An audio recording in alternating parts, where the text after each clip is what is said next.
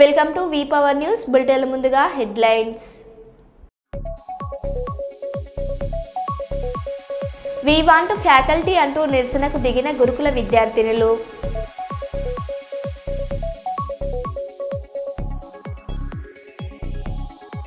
హైదరాబాద్లో భారీ వర్షం, నీట మునిగిన కాలనీలు.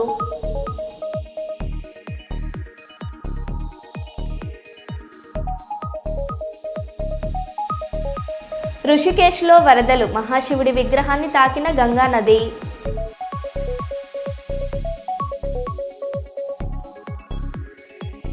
హైదరాబాద్లో ప్రముఖ హాస్య నటుడు బ్రహ్మానందం ఇంట్లో తమిళ్ హాస్య నటుడు యోగిబాబు సందడి.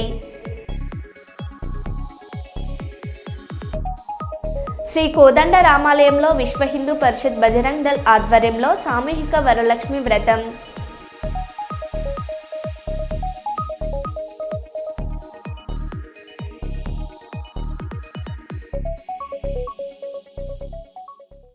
ఇక వివరాల్లోకి వెళ్తే, పర్యావరణ పరిరక్షణ కొరకు తన వంతు బాధ్యతగా కృషి చేస్తూ వాక్ ఫర్ ట్రీస్ కాన్సెప్టుతో ప్రతిరోజు మొక్కలు నాటుతున్న చిరంజీవి విశ్వమిత్ర చౌహాన్ ఈరోజు వరలక్ష్మి వ్రతం సందర్భంగా అమ్మవారి కరుణా కటాక్షాలు ప్రతి ఒక్కరిపై ఉండాలని ఆ లక్ష్మీదేవిని ప్రార్థిస్తూ ప్రతిరోజు మొక్కలు నాటే కార్యక్రమంలో భాగంగా వేద పండితులతో కలిసి తన నివాసంలో 2 మొక్కలు నాటారు.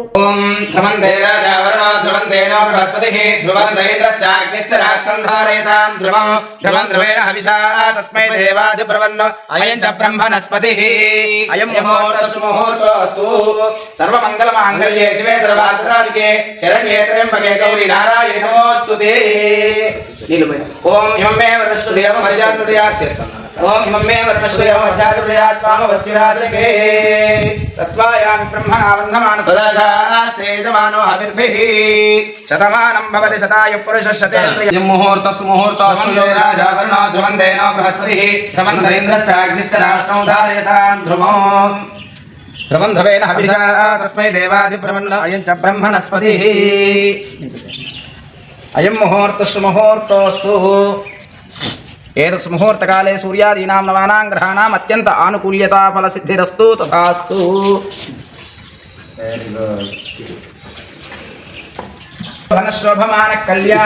చిరంజీవికి ప్రకృతి వనమైనటువంటి మొక్కలు నాటడం వలన అమ్మవారి యొక్క అనుగ్రహం, అష్టైశ్వర్యాలు, అలాగే జ్ఞానం, సరస్వతి యొక్క అనుగ్రహం కలుగుగాక. అయం ముహూర్తస్తు ముహూర్తోస్తు. ఏతత్ ముహూర్తకాలే సూర్యాదీనాం నవానాం. ఎంతో ఆశ్చర్యదాయకం. మేమే ఎంతో ఆశ్చర్యపోయాం. ఈరోజు విశ్వామిత్ర చౌహాను ఇంత చిన్న వయసులోనే 1100కు పైగా మొక్కలు నాటడం జరిగింది. అలాగే విశ్వామిత్ర చౌహాను మరిన్ని ఇంకా మొక్కలు నాటుతూ ఈ వయసులోనే ఇన్ని మొక్కలు నాటడం జరిగిందంటే తను ఇంకా యుక్త వయసులోకి, అలాగే దినదిన ప్రవర్ధమానంగా ఇలా మొక్కలు నాటుతూ వరలక్ష్మి వ్రతం రోజున వారి ఇంట ఒక 2 మొక్కలు మాతోటి మా యొక్క ఆధ్వర్యంలో ఈరోజు కూడా నాటడం జరిగింది. అలాగే మా విశ్వామిత్ర చౌహాన్ ఇంకా ఎన్నో వేల మొక్కలు నాటి దినదిన ప్రవర్ధమానంగా ఎదిగి ఆ యొక్క ప్రపంచంలోనే ఎవరు కూడా మొక్కలు ఇలా ఇంత విధంగా ఎవరు నాటలేదు. అలాగే ఇంకా పేరు ప్రఖ్యాతులు గాంచి అమ్మవారి అనుగ్రహం వల్ల దినదిన ప్రవర్ధమానంగా ఎదిగి ఈ చిరంజీవి అష్టైశ్వర్య భోగభాగ్యాలు కలుగుగాక. శతమానం భవతి శతాయు పురుషేంద్రియ ఆయుష్యేంద్రియే ప్రతిష్టతి. మనోవాంఛాఫలసిద్ధిరస్తు అఖండ సరస్వతి కటాక్ష సిద్ధిరస్తు. కుండపోత వర్షాలు హైదరాబాద్ నగరాన్ని ముంచెత్తాయి. రోడ్లపైకి భారీగా వరద నీరు చేరడంతో ఎక్కడికక్కడ ట్రాఫిక్ స్తంభించింది. శుక్రవారం కూడా భారీ వర్షాలు కురుస్తాయని ఐఎండీ ఎల్లో అలర్ట్ జారీ చేసింది. దీంతో శుక్రవారం స్కూల్కు సెలవు ఇవ్వాలని విద్యార్థుల తల్లిదండ్రులు కోరుతున్నారు. వరలక్ష్మి వ్రతం సందర్భంగా ప్రభుత్వం ఆప్షనల్ హాలిడే ప్రకటించినా చాలా పాఠశాలకు సెలవు ఇవ్వలేదు. స్కూళ్లకు పబ్లిక్ హాలిడే ఇవ్వాలని పేరెంట్స్ డిమాండ్ చేస్తున్నారు.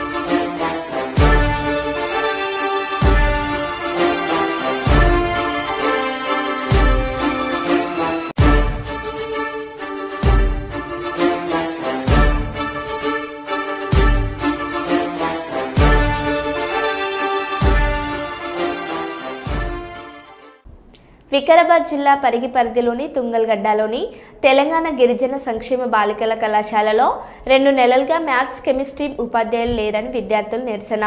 ఫ్యాకల్టీ గురించి నిలదీస్తే డిజిటల్ క్లాసులు విని సర్దుకోమని చెప్పిన కళాశాల యాజమాన్యం.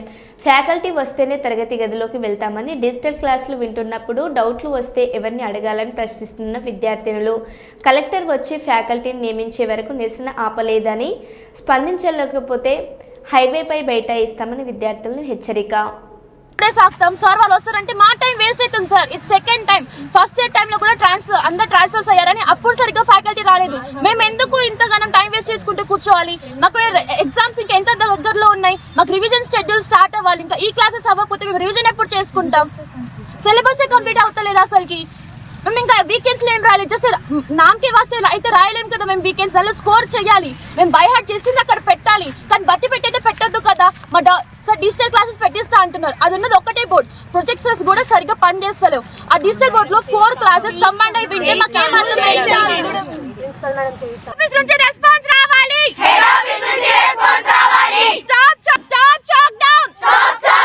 మాకు త్వరగా రెస్పాన్స్ ఇవ్వాలి.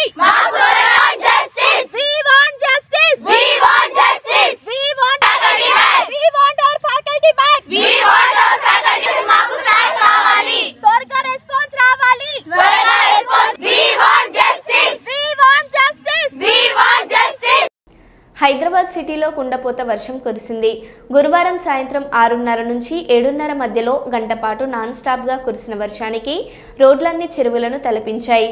లోతట్టు ప్రాంతాల్లో వరద నీళ్లు పొంగి పొర్లుతున్నాయి. ఐటీ కారిడార్లో ట్రాఫిక్ కారణంగా వాహనదారులు నరకం చూశారు.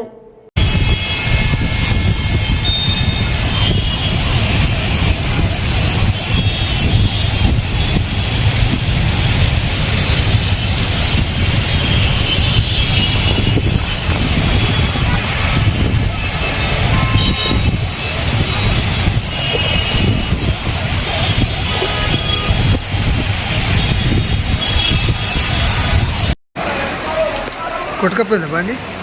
ఇలాంటి బండి పోయింది, ఫస్ట్ పోయింది.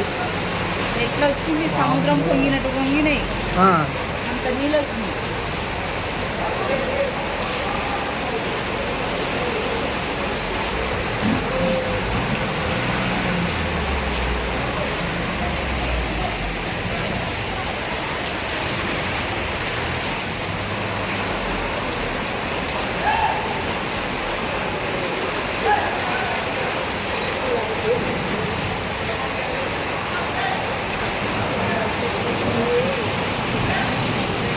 విశాఖ జిల్లా పర్యటనలో ఉన్నటువంటి ఆంధ్రప్రదేశ్ పంచాయతీరాజ్ ఛాంబర్ రాష్ట్ర అధ్యక్షులు వైవీబీ రాజేంద్ర ప్రసాద్ విశాఖ నగరంలోని విజేఎఫ్ ప్రెస్ క్లబ్లో విశాఖ జిల్లా పంచాయతీరాజ్ నంబర్ మరియు సర్పంచ్ల సంఘం ఏర్పాటు చేసినటువంటి విలేకరుల సమావేశంలో పాల్గొని ప్రసంగించడం జరిగింది.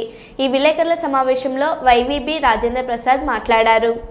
జగన్మోహన్ రెడ్డి గారి హయాంలో 5 సంవత్సరాలు కూడా ₹1 కూడా నిధులు ఇవ్వకుండా మా పంచాయతీలని భ్రష్టు పట్టించేసి మా గ్రామీణ ప్రజల్ని అనేక ఇబ్బందులకి వైసీపీ ప్రభుత్వం గురి చేయడం జరిగింది. కానీ కూటమి ప్రభుత్వం వచ్చిన తర్వాత ఉపాధి హామీ నిధులు 4,600 కోట్ల రూపాయలు ఇవ్వటం జరిగింది. వాటితో రోడ్లు, డ్రైన్లు ఇవన్నీ కూడా కట్టుకోవటం జరిగింది. అదేవిధంగా 15వ ఆర్థిక సంఘం నిధులు 2 విడతలు, ఒకసారి 990 కోట్లు, ఇంకోసారి 1,160 కోట్లు విడుదల చేయటం జరిగింది. వీటితో కూడా మేము గ్రామాల్లో అభివృద్ధి పనులు చేస్తున్నాం.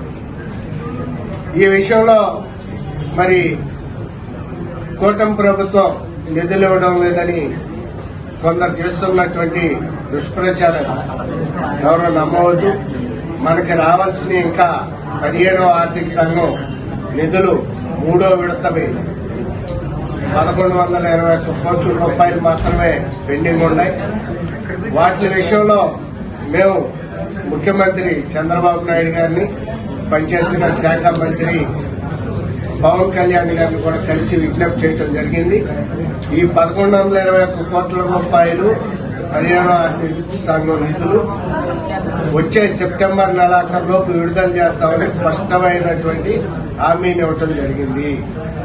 కనుక ముఖ్యమంత్రి గారి మాట, పవన్ కళ్యాణ్ గారి మాట విశ్వసించి సర్పంచులు ధైర్యంగా భరోసాగా ఉండండి. ఎవరిలో కూడా సర్పంచులు భయపడనవసరం లేదు. మనకు రావాల్సిన నిధులు వస్తాయి. గత జగన్మోహన్ రెడ్డి గారి ప్రభుత్వంలో 5 సంవత్సరాల్లో 8,660 కోట్ల రూపాయలు దోచేసి దిగమింగి దొంగిలించి ఒక్క రూపాయి కూడా మనకివ్వాల. ఆ రోజు మన సర్పంచులు అందరం పెద్ద ఎత్తున ఆందోళన ఉద్యమాలు పోరాటాలు చేశాం. కానీ ఈ రోజున ఎటువంటి ఆందోళన ఉద్యమాలు పోరాటాలు కాకుండానే రాష్ట్ర ప్రభుత్వం, ముఖ్యమంత్రి చంద్రబాబు నాయుడు గారు, పవన్ కళ్యాణ్ గారు మనకి రావాల్సినటువంటి ఉపాధి హామీ నిధులు ఇచ్చారు. అదేవిధంగా 15వ ఆర్థిక సంఘం నిధులు ఇచ్చారు. అలాగే స్టాంప్ డ్యూటీ నిధులు ఇచ్చారు. ఇంకా మిగతా కూడా రావాల్సినవి తప్పనిసరిగా ఇస్తారు. మనకు పెండింగ్ ఉన్న 15వ ఆర్థిక సంఘం నిధులు 1120 కోట్ల రూపాయలు కూడా ఇస్తారని చెప్పి, అమ్మ పెట్టనమ్మ ఎట్లాగూ పెట్టలేదు. పెట్టేటటువంటి అమ్మని ఏదో టెక్నికల్ ప్రాబ్లమ్స్ వల్ల కొంచెం 1 నెల 2 నెలలు 3 నెలలు లేట్ అయిందని చెప్పి మనం అనవసరంగా విమర్శించి మనం తిట్టి వాళ్ళని దూరం చేసుకుని వాళ్ళ మనసులు విరిచివేసేటటువంటి పరిస్థితి మనం తెచ్చుకోవద్దు. మనకి నిధులు ఇచ్చిన వాళ్ళకి అభినందనలు, కృతజ్ఞతలు తెలియజేద్దాం. నిధులు ఇవ్వని వాళ్ళ మీద మన ఉద్యమాలు, ఆందోళన, పోరాటాలు తప్పనిసరిగా చేస్తామని చెప్పి సర్పంచులకి తెలియజేస్తూ ఈ సందర్భంగా ఉపాధి హామీ నిధులు, అలాగే 15వ ఆర్థిక సంఘం నిధులు, అలాగే స్టాంప్ డ్యూటీ నిధులు ఇచ్చినటువంటి చంద్రబాబు నాయుడు గారికి, అలాగే పవన్ కళ్యాణ్ గారికి కూడా మా పంచాయతీరాజ్ ఛాంబర్ సర్పంచుల సంఘం నాయకులు అందరం కూడా హృదయపూర్వక కృతజ్ఞతలు తెలియజేస్తాం. ఋషికేశ్లో వరదలు, మహాశివుడి విగ్రహాన్ని తాకిన గంగానది.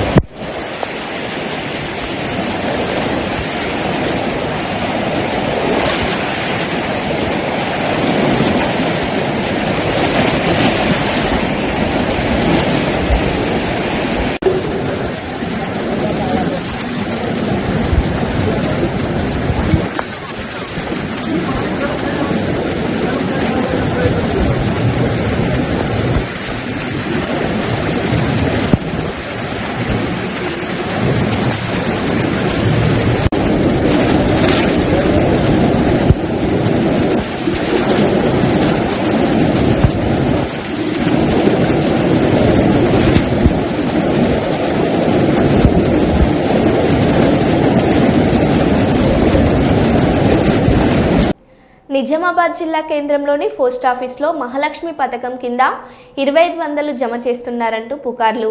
ఇండియన్ పోస్ట్ పేమెంట్ బ్యాంక్లో అకౌంట్ ఉంటేనే వస్తుందని వదంతులు రావడంతో ఆధార్ కార్డులు పట్టుకుని పోస్ట్ ఆఫీస్ ముందు బారులు తీరిన మహిళలు. ఈ క్రమంలో తోపుడులాట చోటు చేసుకొని దారుణంగా కొట్టుకున్న మహిళలు.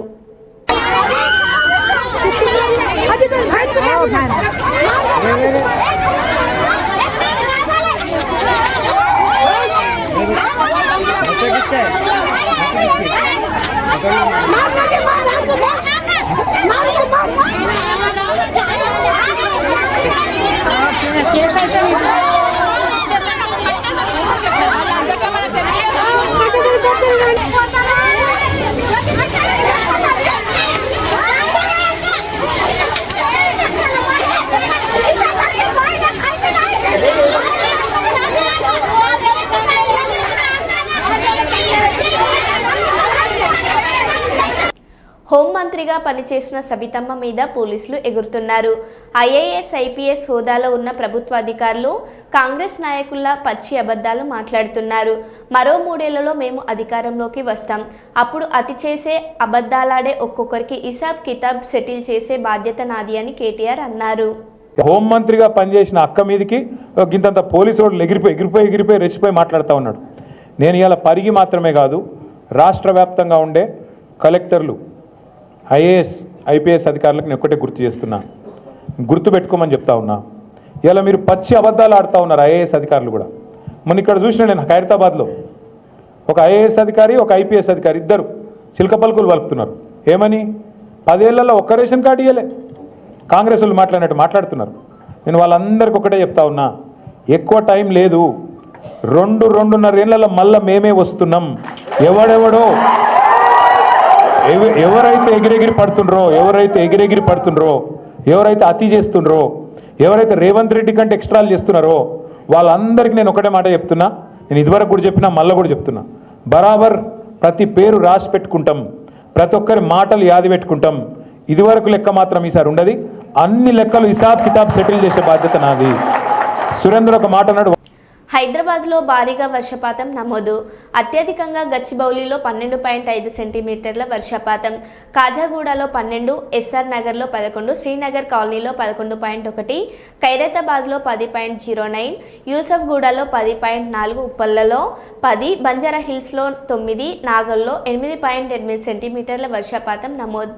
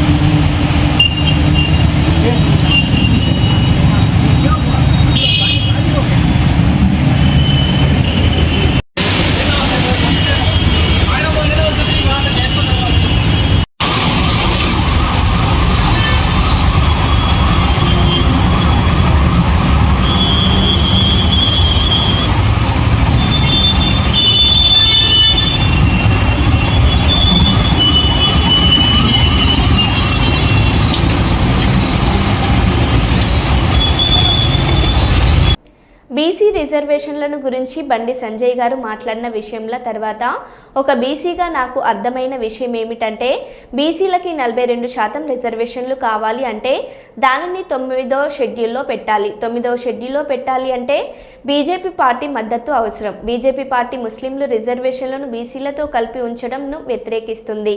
బీసీలకు 42% రిజర్వేషన్లు దక్కాలి అంటే కాంగ్రెస్ బీసీ జాబితా నుండి ముస్లింలను తొలగించాలి. బీసీ 42% రిజర్వేషన్ల మీద కాంగ్రెస్ తీసుకునే నిర్ణయం మీద అవి 9వ షెడ్యూల్లో చేరాలా, అమలు కావాలా వద్దా అనే నిర్ణయం ఉంటుంది. రిజర్వేషన్లకు భారతీయ జనతా పార్టీ వ్యతిరేకం కాదు. ఈ దేశంలో బడుగు బలహీన వర్గాల కోసం, అగ్రవర్ణాల్లో పేదల కోసం కష్టపడి పరితపించే పార్టీ, వాళ్ళను ఆదరించే పార్టీ, వాళ్ళని అవ్వాడించే పార్టీ, వాళ్ళని ఆదుకునే పార్టీ నరేంద్ర మోడీ గారి నేతృత్వంలోని ఎన్డీఏ ప్రభుత్వం, భారతీయ జనతా పార్టీ అనే విషయాన్ని కాంగ్రెస్ పార్టీ గుర్తుంచుకోవాలి. వాళ్ళ ఇప్పటికే 27% రిజర్వేషన్లు బీసీలకు కేంద్ర ప్రభుత్వం, నరేంద్ర మోడీ ప్రభుత్వం స్థానిక సంస్థల ఎన్నికలు ఇస్తున్నది. కేవలము కాంగ్రెస్ పార్టీ ప్రభుత్వం ఇచ్చేది 5% మాత్రమే. 10% రిజర్వేషన్లు ముస్లింలకు ఇస్తున్నారు. 42% రిజర్వేషన్లో 10% ముస్లింలు, 5% మాత్రమే ఇలా బీసీలకు ఇస్తే దీన్ని బీసీ రిజర్వేషన్స్ అంటారా, ముస్లిం రిజర్వేషన్స్ అంటారా? కాంగ్రెస్ పార్టీ స్పష్టం చేయాలి. మీరు ఎన్నికల ముందు కామారెడ్డిలో జరిగిన బహిరంగ సభలో రాహుల్ గాంధీ గారి సమక్షంలో మీరు ప్రకటించిన బీసీ డిక్లరేషన్లో 10% ముస్లింలకు ఇస్తామని చెప్పి మీరు స్పష్టం చేసిర్రా? ఇవాళ మీరు ఇస్తానది BC reservations. Bharatiya Janata party పూర్తిగా మీకు మద్దతు ఇవ్వడానికి సిద్ధం ఉంది. ఎప్పుడంటే పూర్తి 42% బీసీలకే ఇవ్వాల్సిన బాధ్యత మీ మీద ఉంది. కామారెడ్డిలో మీరు ఇచ్చింది బీసీ డిక్లరేషన్, ముస్లిం డిక్లరేషన్ కాదు. కానీ ఇవాళ మీరు అమలు చేయాలనుకుంటున్నది ముస్లిం డిక్లరేషన్ అమలు చేసే ప్రయత్నం చేస్తున్నారు. అందుకే మీ వెంట బీసీలు వస్తలేరు. తెలంగాణ రాష్ట్రంలో బీసీలు వాస్తవాలు గ్రహించారు. కాంగ్రెస్ పార్టీ వాళ్ళు కేవలం వాళ్ళు ఉద్ధరించేది ముస్లింలు తప్ప మా బీసీల గురించి కాంగ్రెస్ పార్టీ పట్టించుకునే ప్రయత్నం చేస్తలేదని చెప్పి ఈరోజు బీసీలు గ్రహించారు. కాబట్టి కాంగ్రెస్ పార్టీ వెంట బీసీలు వస్తారన్న విషయాన్ని కాంగ్రెస్ పార్టీ ఇప్పటి కూడా గ్రహించకపోవడం నిజంగా మూర్ఖత్వం. ఇవాళ బీసీలకు మొదటి నుంచి కూడా 50 ఏళ్ళ కాంగ్రెస్ పార్టీ పాలనలో ఏ రోజు ఒక బీసీని ప్రధానమంత్రి చేయలేదు. తెలంగాణ ఉమ్మడి ఆంధ్రప్రదేశ్లో కానీ తెలంగాణ రాష్ట్రం ఏర్పడ్డాక కానీ ఏ ఒక్కరు కూడా ఇలా బీసీని ప్రధాన ముఖ్యమంత్రి చేసే సందర్భాలు లేవు. వాళ్ళ 27 మంది బీసీ ఎంపీలను మంత్రులు చేసిన ఘనత నరేంద్ర మోడీ గారి ప్రభుత్వాన్ని. వాళ్ళు అనేక మంది భారతీయ జనతా పార్టీ నాయకులకు బీసీ నాయకులకు ఎంపీ టికెట్స్ ఘనత ఇలా. గోదావరికని ప్రభుత్వ ఆసుపత్రిలో కాంట్రాక్టు కార్మికులకు కాంట్రాక్టర్ జీవో ప్రకారం జీతాలను ఇవ్వడం లేదని రాష్ట్ర ప్రధాన కార్యదర్శి తోడేటి శంకర్ ఆరోపించారు. ఈ మేరకు గోదావరికనికి వచ్చిన జిల్లా కలెక్టర్ కోయ శ్రీహర్షకు ప్రభుత్వ ఆసుపత్రి సూపరింటెండెంట్కు తోడేటి శంకర్ గౌడ్ మెమోరాండం సమర్పించారు. ఈ సందర్భంగా ఆయన మాట్లాడారు. గవర్నమెంట్ హాస్పిటల్ మెడికల్ కాలేజీలో 150 మందికి జీవోపకారంగా జీతాలు ఇవ్వడం లేదని మరి కలెక్టర్కు అట్లాగే మెడికల్ ఆఫీసర్కు లెటర్ ఇవ్వడం జరిగింది. కాబట్టి జీవోపకారంగా జీతాలు ఇవ్వకుండా కాంట్రాక్టర్ అనే వ్యక్తి 11,000 రూపాయలు ఇచ్చి చేతులు దులుపుకుంటున్నాడు. కాబట్టి వాళ్ళ పిఎఫ్ కూడా 1,552 రూపాయలు ఫుల్ మాస్టర్ చేస్తే కట్ చేయాలి. 800 మాత్రమే పిఎఫ్ కట్ చేస్తున్నాడు. ఈఎస్ఐ కట్ చేస్తలేడు. తర్వాత వారికి పిఎఫ్ నంబర్ సీరియల్ నెంబర్ కూడా ఇవ్వడం లేదు. కాబట్టి గత 3 సంవత్సరాలు ఆ కాంట్రాక్టర్ అయిపోయే పీరియడ్ అయిపోయింది. ఇప్పటి వరకు కూడా వాళ్ళ జీవో ప్రకారంగా ఇస్తలేరు అనేది ఇలా కాంట్రాక్టర్ కార్మికులు అందరూ మరి ఎంత మొర్ర పెట్టుకున్నా ఎవరు పట్టించుకున్న పాపాన పోలేదు. కాబట్టి మా పార్టీ పక్షాన మేము ఏం చేసినామంటే లెటర్ ద్వారా మరి ఆర్ఎల్సీ కావచ్చు, తర్వాత లేబర్ ఆఫీసర్కు, ఇక్కడ ఉన్న మెడికల్ ఆఫీసర్కు, కలెక్టర్కు అందరికీ లెటర్లు ఇవ్వడం జరిగింది. తక్షణమే ఆ యొక్క కాంట్రాక్టరు మీద ఈ ఆఫీసర్లందరూ చర్య తీసుకొని మరి పిఎఫ్ పూర్తి స్థాయిలో కట్ చేసి మరి వాళ్ళకు ఈఎస్ఐ కట్టి మరి జీవోపకారంగా జీతాలు ఇవ్వాలనేది మా యొక్క పార్టీ పక్షాన మేము డిమాండ్ చేస్తున్నాం. కేసీఆర్ ఫోటో ఉందని కంటి వెలుగు అద్దాలను చెత్త కుప్పలో పడేశారు. వికారాబాద్ జిల్లా కొత్తగడి దగ్గర చెత్తలో కంటి వెలుగు అద్దాలు. బీఆర్ఎస్ ప్రభుత్వ హయాంలో పేద ప్రజలకు కంటి వెలుగు ద్వారా ఉచితంగా సరఫరా చేసిన అద్దాల మీద కేవలం కేసీఆర్ ఫోటో ఉందని, దీంతో గత ప్రభుత్వం ఆనవాళ్లు కనపడొద్దని రేవంత్ రెడ్డి చెప్పడంతో వాటిని చెత్త కుప్పల్లో పడేసిన అధికారులు.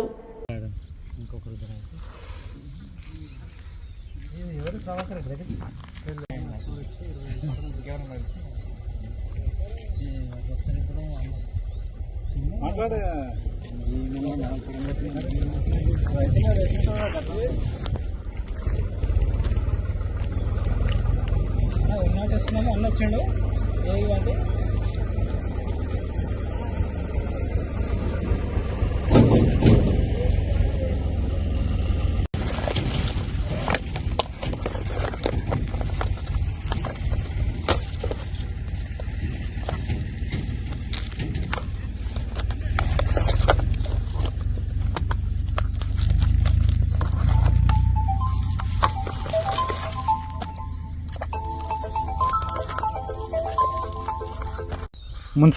వికారాబాద్ మున్సిపల్ పరిధిలోని కొత్తగాడి శివారు ప్రాంతంలో వైద్యాధికారులు గతంలో కేసీఆర్ గారి ప్రభుత్వంలో కంటి వెలుగు అనే ఒక ప్రతిష్టాత్మకంగా తీసుకున్న ఒక కార్యక్రమాన్ని దాంట్లో నిరుపేదలకు కంటి అద్దాలు పంపిణీ చేయాలనే ఉద్దేశంతో ఉచితంగా కంటి అద్దాలు పంపిణీ చేయడం జరిగింది.